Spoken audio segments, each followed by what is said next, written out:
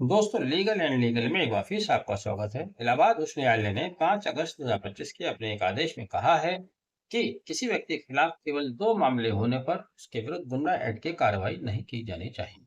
दरअसल इलाहाबाद उच्च न्यायालय के समक्ष सौरभ कुमार बनाम उत्तर प्रदेश राज्य के नाम से रिट पिटीशन संख्या 15/990/2025 दायर की गई थी, जिसमें याचिकाकर्ता का कहना था कि उसके खिलाफ केवल 2 ही एफआईआर दर्ज हैं और एडीएम ललित पुर द्वारा उसके विरुद्ध उत्तर प्रदेश कंट्रोल ऑफ गुंडा एक्ट 1970 के तहत एक नोटिस भेजा गया है, शोकॉज नोटिस, जिसमें कहा गया है कि क्यों ना तुम्हारे विरुद्ध गुंडा एक्ट की कार्रवाई की जाए।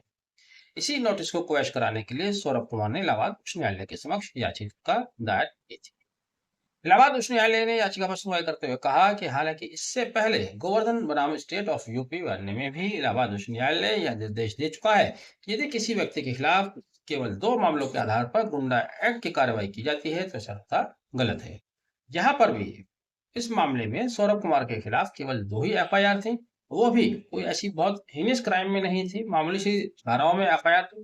पहली एफआईआर केस क्राइम नंबर 150/2024 जो कि 379, 504, 506, 120 आईपीसी तथा 67 आईटी एक्ट के तहत दर्ज की गई थी।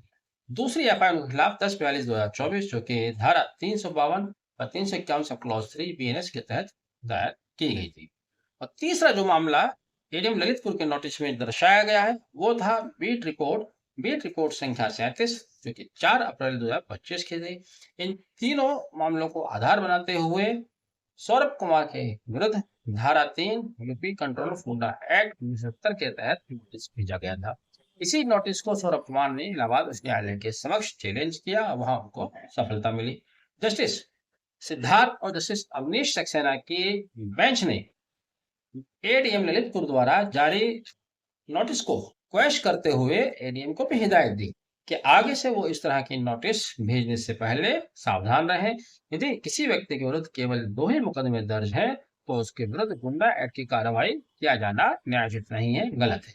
जहां तो 2 नोटिस की बातें था, उत्तर प्रदेश में ऐसे भी मामले हैं जहां केवल एक ही मामले के आधार पर पुलिस गुंडा एक्ट की कार्रवाई कर देती है। एडीएम साहब को फुर्सत होती नहीं है, आंख बंद करके बिना देखे, बिना पढ़े, बिना समझे वो सिग्नेचर कर देते हैं। ये पहला मामला नहीं है, इससे पहले भी कई बार इस तरह के मामले इलाहाबाद उच्च न्यायालय ही नहीं हमारे उच्चतम न्यायालय तक जा चुके हैं। लेकिन लगता ऐसा है कि हमारे यहाँ डीएम एडीएम इन सबको थता बताकर अपने आप को इनसे ऊपर समझते हैं। और सच भी है, जो एक बार इन्होंने लिख दिया, पुलिस ने लिख दिया, डीएम साहब ने लिख दिया, फिर इसको काटने के लिए किसी व्यक्ति को अपना पूरा जीवन बर्बाद करना पड़ जाता है, उसका पूरा परिवार डिस्टर्ब हो जाता है।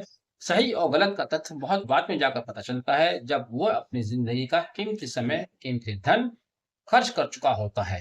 केवल इस तरह के आदेश से काम नहीं चलने वाला। मैं तो कहता हूँ कि इलाहाबाद उच्च न्यायालय को या उच्चतम न्यायालय को ऐसे मामलों में इनके विरुद्ध सख्त कार्रवाई की जानी चाहिए। ऐसे अधिकारियों का सस्पेंशन, उनके ऊपर आर्थिक जुर्माना भी लगाया जाना चाहिए, तभी इस तरह की कार्रवाई रुकेंगी। बहरहाल आपने वीडियो आखिर तक देखा।